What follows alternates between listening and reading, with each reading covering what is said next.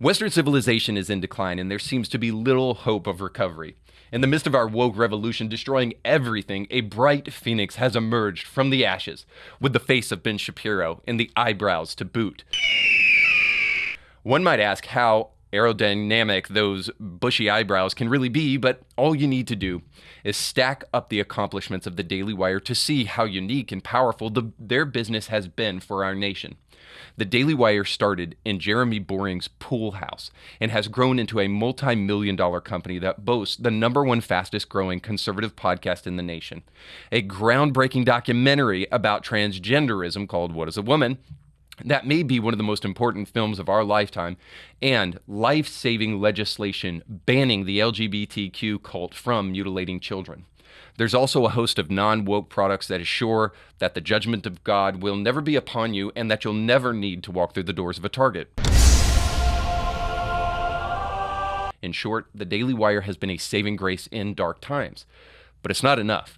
Some may argue that no one ever said it would be. Even the Daily Wire guys call out for religious community, traditional values, and many more things. But even that is not enough. As the Daily Wire platform grows, it runs the risk of posing as the answer for leftism and eclipsing the real answer, especially if they never go deep enough to give the right answer for the decline of Western civilization. The right answer is, in a word, not conservatism, but Jesus. Jesus, man. To prove this to you, let me show you the once great Christian nation of England, where the Christian population has now dropped below the majority, with only 46.2% of people identifying themselves as Christians in a 2021 census. That's a 13-point percentage drop in just a decade. Now, what could possibly go wrong now that Christianity is in the minority and not in the majority? Well, see for yourself. The policy, as far as we know it, we've looked at it carefully. Okay. It said that you're not allowed to pray in congregations. You're not allowed to pray at all in royal parks. No, that's not what the policy That's says. regulations. It's not a policy. It's a regulation. Pardon? It's an act of law. And So- as a police officer, I'm telling you very nicely, no praying in royal parks. What you just saw, for those listening, is a Muslim man questioning an English police officer who told him that all forms of prayer have been banned from public parks. Well, that seems odd. I guess we'll just have to pray in public sidewalks then. Or not. What are you here for today? Physically, I'm just standing here.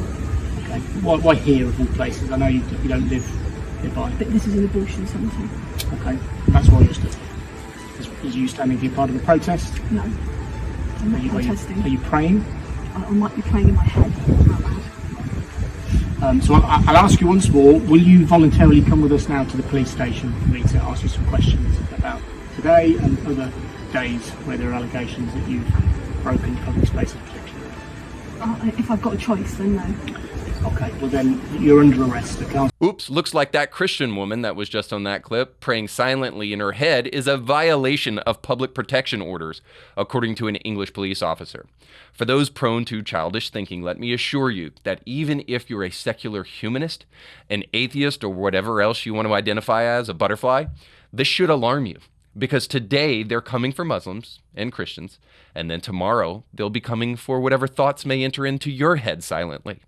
And if all the moral people are gone, trust me, no one will stand for you, just like you didn't stand for the moral people when you had the opportunity. All this is to help all of us see. As much as the Daily Wire has helped Western culture, we must insist on funding and supporting platforms that provide the right answer, and it's not just conservatism. The idea that you have to make secular arguments to reach secular people is silly. If God exists, and He does, He is the best answer to all of the questions of our age, as we'll see today on Indie Thinker.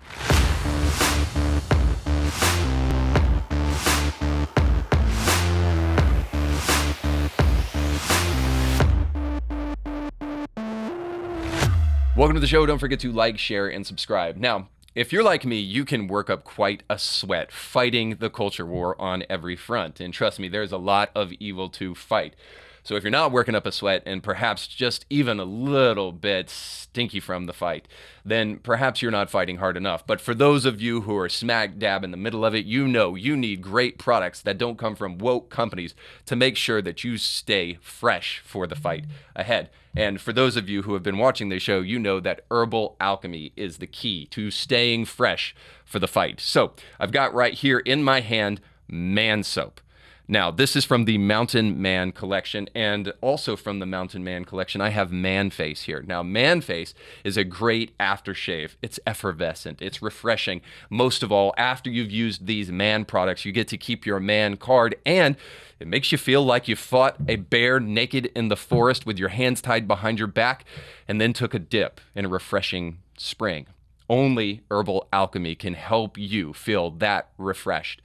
Now, one of the refreshing things about Herbal Alchemy is it is a non-woke company. It's run by Christians and it's organized by Christians. And most of all, some of the proceeds from what they take in goes to support Christian missions around the world. And perhaps one of the most important missions, they support fighting sex trafficking and human trafficking on the front lines. So you know, when you support Herbal Alchemy, you're not just buying great, all-natural products that are great for your skin and great for your health, but also great for our world. It's time for you to stop wasting money, spending all of it on woke companies that hate your values, that ultimately proliferate those values in our nation. And it's time to start moving to Herbal Alchemy.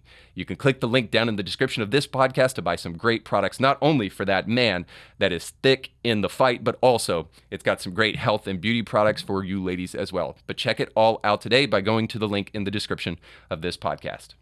Today, I want to start with an article by David Brooks that asks why we are so awful to one another. And I think it's a great question. Now, you might be able to guess, if you remember David Brooks being on the show in the past, that David Brooks is going to come up with completely the wrong prescription, but the right diagnosis, as he did in the past. David Brooks wrote an article in The Atlantic that I went over, I believe, multiple times on the show in the past, where he said the nuclear family was a mistake. And so his idea is that we need these kind of large, kind of social communities out there that are fabricated out of who knows what.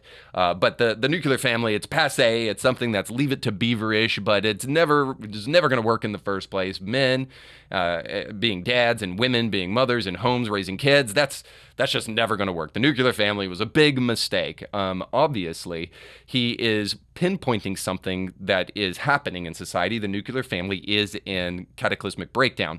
But it actually doesn't have to do with the fact that the nuclear family was a mistake. It has to do with the fact that people like David Brooks and those on the left have been attacking the nuclear family through things like second-wave feminism and third-wave feminism, among other things. And as a result of that attack, the nuclear family has sustained a bunch of damage. And fatherlessness today marks as one of the biggest issues in our nation. Now, for those of you paying attention to the Republican side of the aisle right now, you'll know Larry Elder has been on a tear lately, pinpointing that as the number one epidemic in America. And I would agree with him that it is. When you put fathers in the home, it changes everything. Right now, we are in cataclysmic, fallout with the nuclear family, and something needs to happen about it. So I only bring that up to just show you that David Brooks's work in the past has been brave, at least in its ability to identify problems, but then completely wrong-headed in its approach. And here again, in a recent article that's really fascinating, we have him doing the same thing as he asks how Americans got so awful to one another. And in the article, it says this: over the past 8 years or so, I've been obsessed with two questions. The first is, why have Americans become so sad? The rising rates of depression have been well publicized, as have the rising deaths of despair from drugs, alcohol, and suicide. Might it have something also to do with other left-wing policies like the mutilation of people's bodies, which we've promised them that once you cut off your sex organs, everything will be just fine? Now, when people finally figure out that catastrophic surgery that they just performed on their own bodies didn't actually do the trick, might that add to some depression? Yeah, so of course we're not going to hear that here, but we will hear some other things that are interesting to pay attention to. But other statistics are similarly troubling. The percentage of people who say they don't have close friends has increased fourfold since 1990. The share of American ages 25 to 54 who aren't married are living with a romantic partner went up to 38% in 2019 from 29% in 1990. A record high 25% of 40-year-old Americans have never married. More than half of all Americans say that no one knows them well. The percentage of high school students who report persistent feelings of sadness or hopelessness shot up from 26% in 2009 to 44% in 2021. My second related question is this: why have Americans become so mean? I was recently talking with a restaurant owner who said that he has to eject a customer from his restaurant for rude or cruel behavior once a week, something that never used to happen. A head nurse at a hospital told me that many of her staff are leaving the profession because patients have become so abusive. At the far extreme of meanness, hate crimes rose in 2020 to their highest level in 12 years. Murder rates have been surging, at least until recently. Same with gun sales. Social trust is plummeting. In 2000, 2/3 of American households gave to charity. In 2018, fewer than half did. The words that define our age reek of menace, conspiracy, polarization, mass shootings, trauma, safe spaces. Now, I'll save you reading the rest of that and try to just synthesize that story for you here. Essentially, David Brooks is going to come down to the conclusion that the problem is fourfold. First of all, it's social media, that we have a bunch of keyboard warriors who are running to the comment section and thinking that by showing some vestige of who they actually really are behind closed doors, being who they would never be out in public, that somehow that will make us liberated and free. And actually, it's just made us more dumb and meaner to each other. And of course, the social media phenomenon of just thinking that like truth can be curated by likes, like no matter what you're saying, as long as people like it enough that it's okay. And of course, this is a ridiculous notion that's disastrous and certainly plays a part in the depression and the sickness of our age. But he also says that sociology is an issue, that people are becoming more insulated, not being a part of communities that they used to. And of course, this has to do with the decline of people going to church and that kind of thing. He says demography is an issue. So people as other races have begun to populate America and whites have gone in the minority. Of course, he has to make this racial argument that it start to upset the kind of racial harmony that we used to have in other places. I don't really believe much of that, but nonetheless, that's what he says. And then the last one I think is probably very true. He says that the economy is very depressing for many people. So I don't know if you've been paying attention right now, but Bidenomics not quite working. And it's making life harder for so many people, especially for those who don't have a lot of money. As much as Democrats say that they love caring for the poor, this is often what they do to people here. They make life harder for that. They don't believe in top down, but they do believe in making life harder top down for everybody, for the rich, for the middle class, and for the poor. So nonetheless, the economy is weighing in and making people a little bit more upset. They're more depressed, more angry about what's going on, and therefore they're taking it out on each other. Now, his cure for this is something that I think is fascinating because it doesn't really sound like it's coming from somebody on the social left, but his cure for this is in a sense moral education. But I find this very interesting coming from David Brooks because where is one of the greatest places of moral education?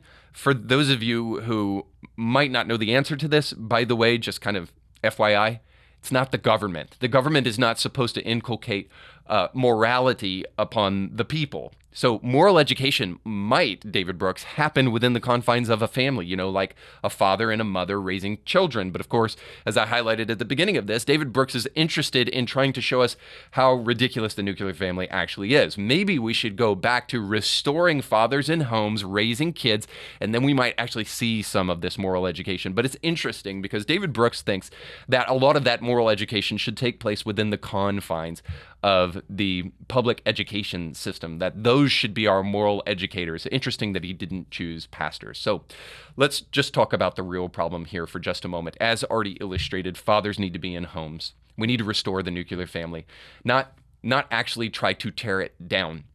If we started putting fathers in homes who are the major disciplinarians in homes, and by the way, even if a mother is a major disciplinarian in the home, that's fine. That, whatever. Certain women have inclination more toward that than other women, but let's just be honest. Generally speaking, the voice of a father is way different than the voice of a mother. And if you're a single mom and you have to discipline your kids, hey, we get it. You do the best that you can. But the reality is that it's nowhere near as effective as a father disciplining his kids. So we need fathers in homes. The breakdown of the nuclear family is the thing that's really causing these issues. As I've highlighted on the show in the past, that not only is a father one of the foundational pieces of moral inculcation in his family, but when the father is gone, even if he wasn't the best father on the planet. But when we see that fathers are gone, kids are way more likely to have premarital sex, have kids out of wedlock, go to jail, commit crimes before their 18th birthday, way less likely to graduate, and all sorts of other things. We need fathers. And perhaps Ben Shapiro, speaking about this very issue, brings out a fantastic point that is as a result of fathers not being in the home. Ben, on his show just last week, talked about the difference between kindness and niceness, and talked about how a society is taking advantage of the niceness of people. Like, everybody deserves kindness, but not everybody deserves niceness. If you're going to take advantage of people, you can still be kind to that person, but we're not going to be nice to you when you go around trying to take advantage of people's niceness. And ultimately, niceness is one of the repercussions of a feminized society, because we need men to be strong. Yes, men should be kind and nice. I'm not trying to make an argument to the contrary. And for those of you really strong women out there, I hope you can see that I'm speaking in generalized terms here that also happen to be generally accurate. That niceness is an attitude that is way more common in women than it is necessarily in men. Men have a shorter kind of niceness fuse than women do. Now, again, we should all be kind. We should all be nice, but niceness has its limits, and men have the tendency to do that more. But I want you to hear from Ben as he speaks about this, because I think it's really interesting, and it does hint of the feminization of society today. Check it out. This is true. I mean, all of this is true. There's something else that's happened, though, and that is an attack on all these institutions, a motivated attack, and a reliance on the niceness of the American public to tolerate the attack.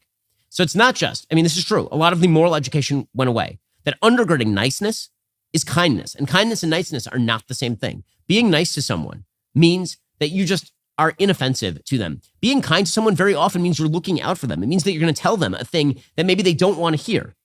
If you have a friend who's a drug abuser and you simply say, you do you, that may be nice, but it's not kind. If you have a child who does bad things on the regular and you just let them do it, that may be nice, but it's not actually kind. But what's happened is but kindness is undergirded by a belief in some sort of higher good. Because what it means is that you do have to use judgment. You do have to be judgmental. You have to know that not being a drug addict is actually morally preferable to being a drug addict. Or you actually have to say that certain behavior is better than other behavior. It is an act of kindness to chide your fellow when he goes astray.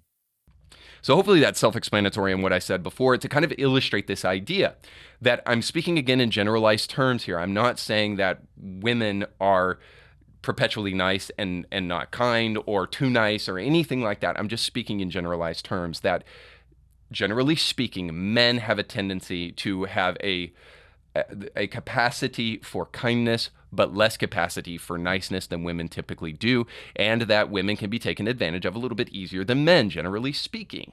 Again, not everybody, but generally speaking. This is something that needs to be understood. Now, I think this is a problem not only for those who are perpetually nice, but this is also a problem for those who have been raised by women and don't understand what masculinity truly looks like, and then take advantage of nice people. So in many ways, this has a lot to do with the fact that young boys are taking in feminized traits that aren't counterbalanced with a father in the home. Now, let's step back to just look at the ultimate premise here for David Brooks, because let's assume that the schools are supposed to be a place where we can have some kind of moral inculcation. You know, God forbid we actually talk about church and Sunday school, but nonetheless, if schools are supposed to be a factory for the indoctrination of morals into small children, well then I think David Brooks needs to look in a mirror, because people on his political side of the aisle are the ones who have been crying out for the separation of church and state for ages, without actually knowing what it actually means. Of course, separation of church and state is not found in the Constitution. It's found in a letter by Thomas Jefferson where he's speaking to Baptists. And that idea goes even further back than Thomas Jefferson. And it's an idea that simply means that the government cannot establish a state religion that then they force everybody to adhere to, and the government cannot stop the free exercise of anyone's religion. That's what separation of church and state actually is. The First Amendment does not prohibit Christians from entering political office, or even from Christian scripture being taught in public schools. The reality is that this nation was founded on Christian principles, and the Western world was founded on Christian principles. So for us to not teach that means we just don't care about history. Now, it's one thing to indoctrinate or to teach Christian principles in schools, in public schools, which I think they should. But that's not even what I'm talking about here. What I'm talking about just simply is because the left has been so obsessed with the separation of church and state, and because they've tried to secularize education, morality flew out the window long ago. But guess what? It was replaced with another morality, which is the real problem.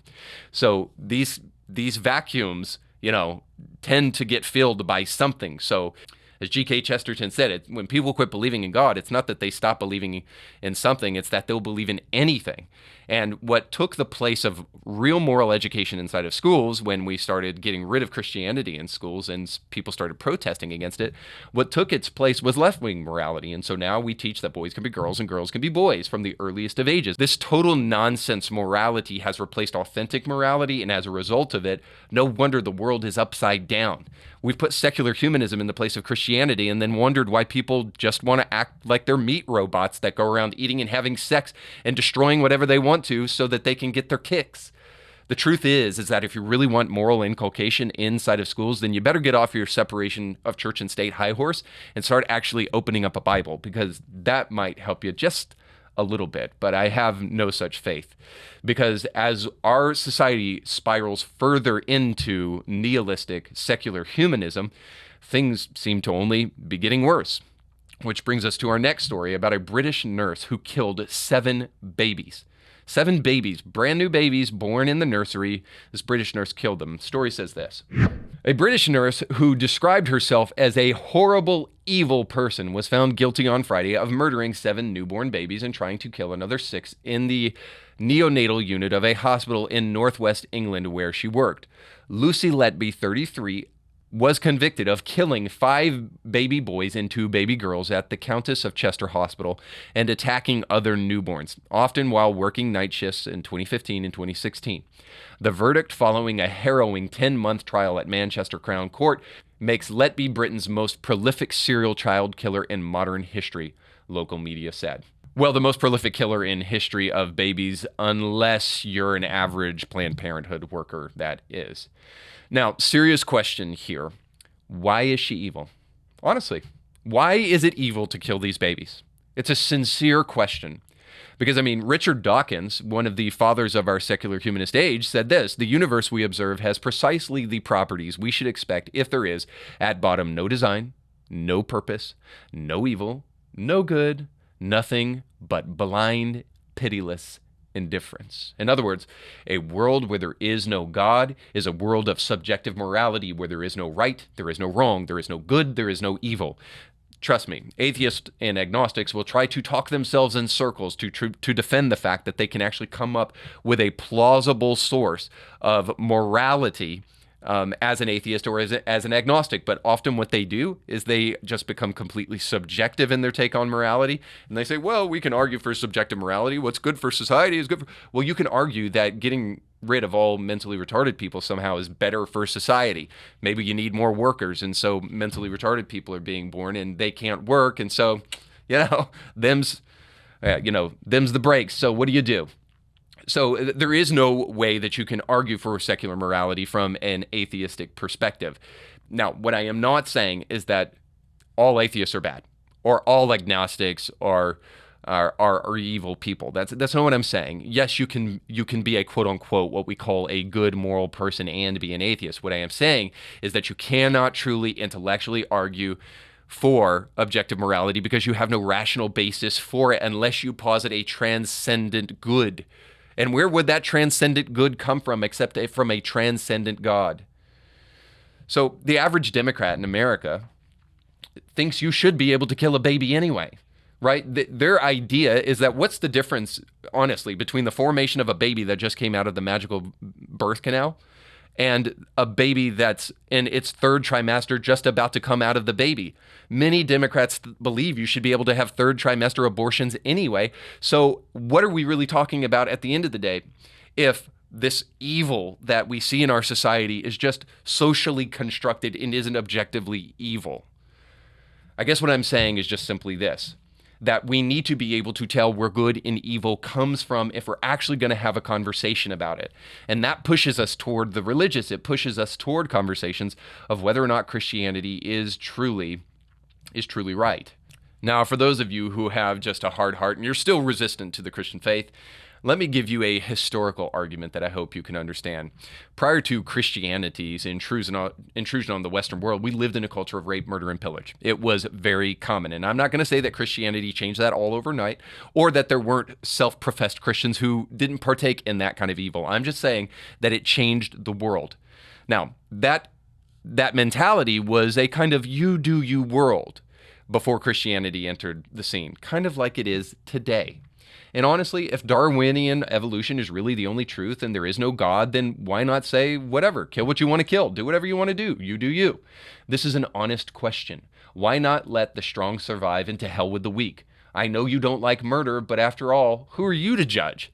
That is, unless there is a higher love above all of us that transcends our desires and transcends our subjective morality.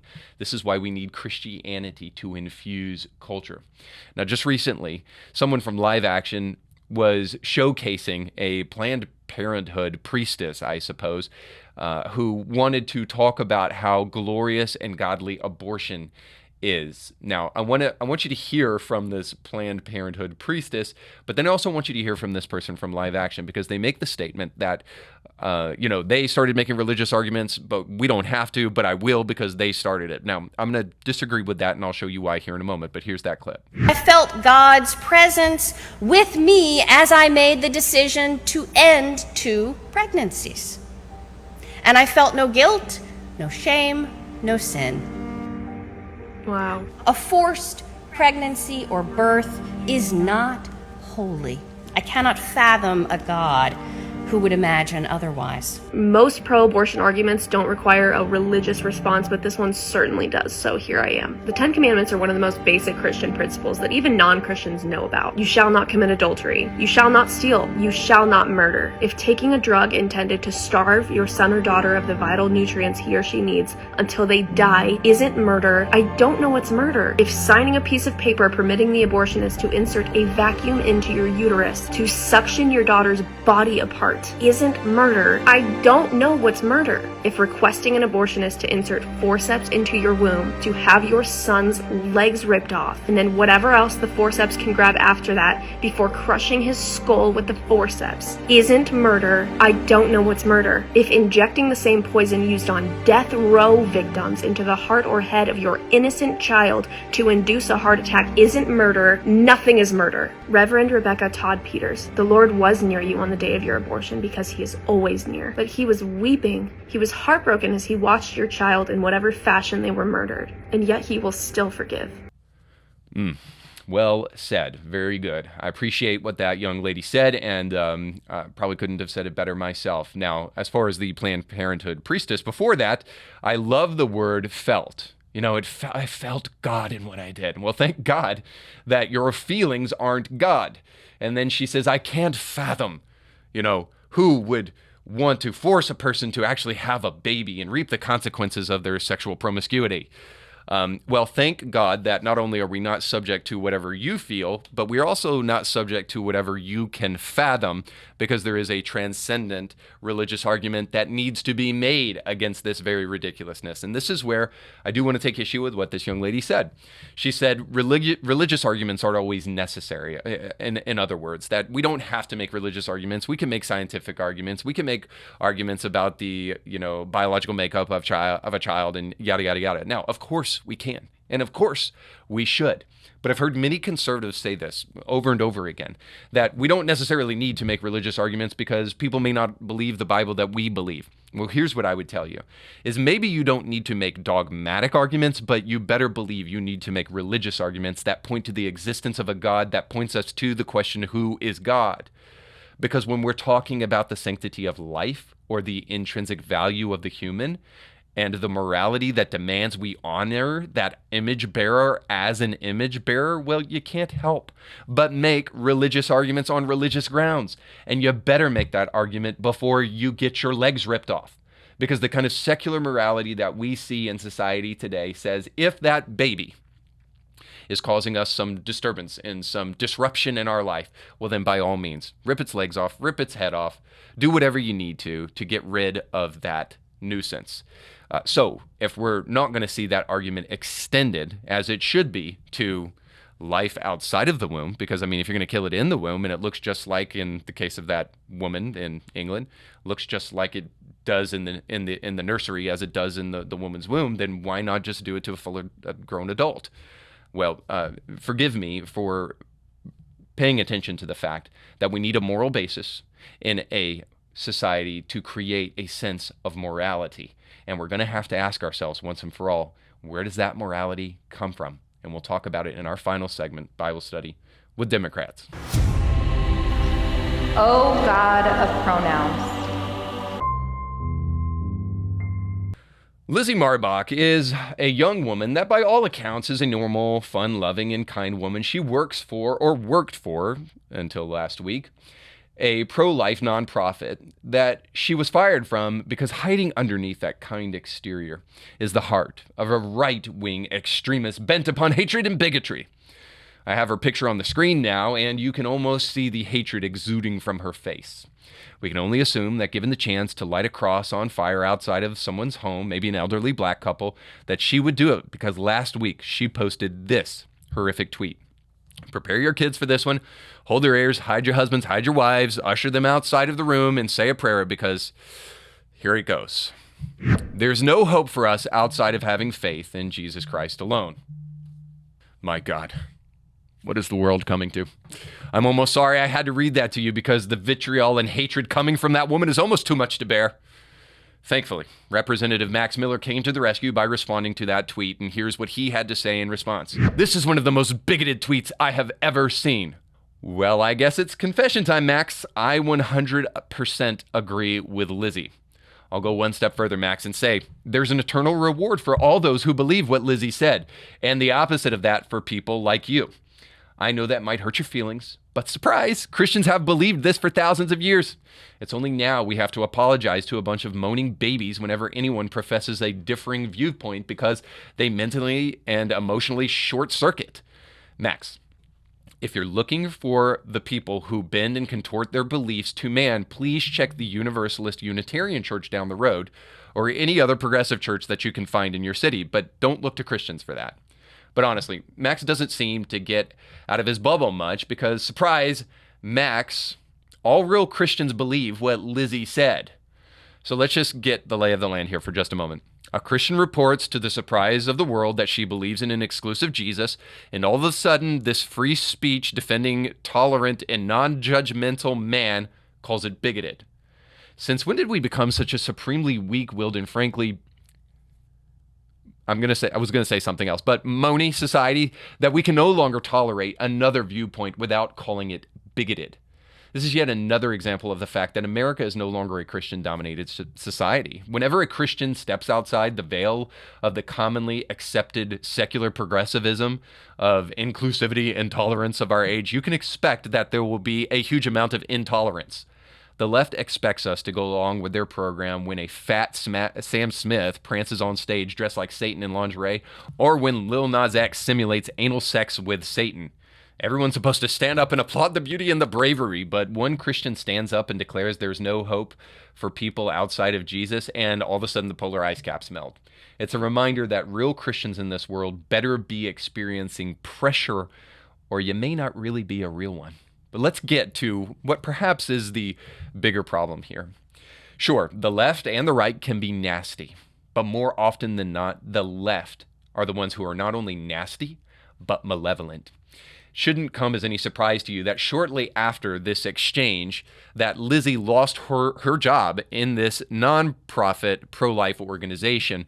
And one can't help but believe that Max Miller was responsible for that because Max Miller's wife is on the board of that pro-life organization. So color me a little bit skeptical. Reports have come out to say that Lizzie was going to be fired before all of this took place, but I highly doubt that's the case. It's interesting timing, to say the least, that shortly after this exchange, she was fired from that nonprofit. So the left isn't interested in just being nasty on social media and trying to tear you down and trying to one-up you and slam dunk your arguments. They're not just interested in ad hominem attacks that are from a distance, but they're also interested in coming after your livelihood. The cancel culture of our society is far more on the left than it is on the right today, and I can give you numerous examples, Kevin Hart among them, for just making a joke and not being able to host the Academy Awards as a result of it.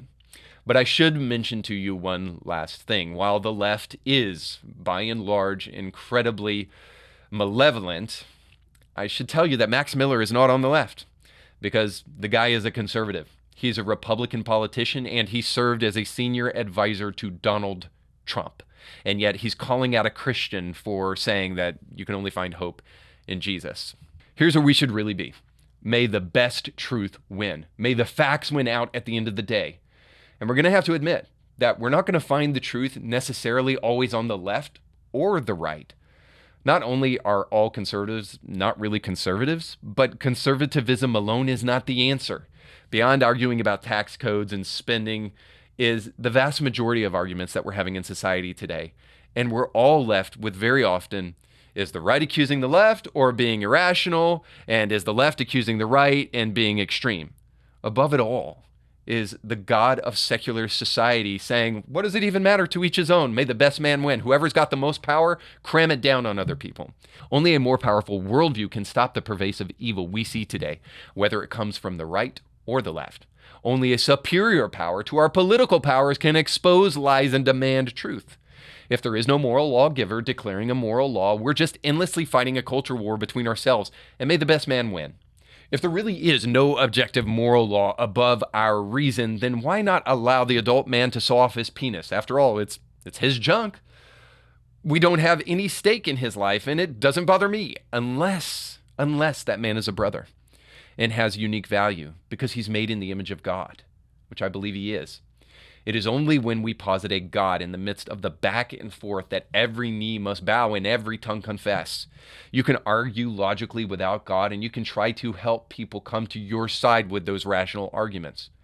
But you're going to have to believe in something bigger if the biggest issues of our day are actually going to stand up under scrutiny. You can argue your side rationally, or you can believe in a real God that can show up and convince the wicked person of their wicked ways. That alone is the cure for our age.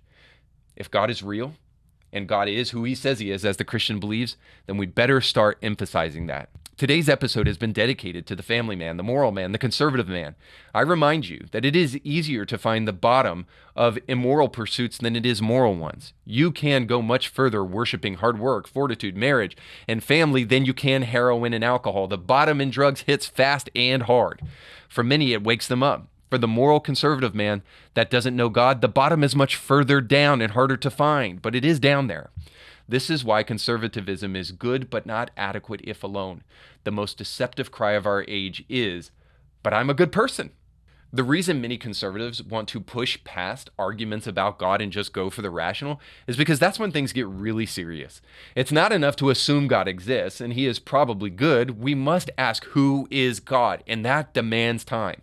Inevitably, that question is met with a bunch of laziness and presumptuousness. But if the challenge is accepted, and if God be real, as I think he is, it won't take you long to see why Christianity shines among the ideologies of all the gods of our age.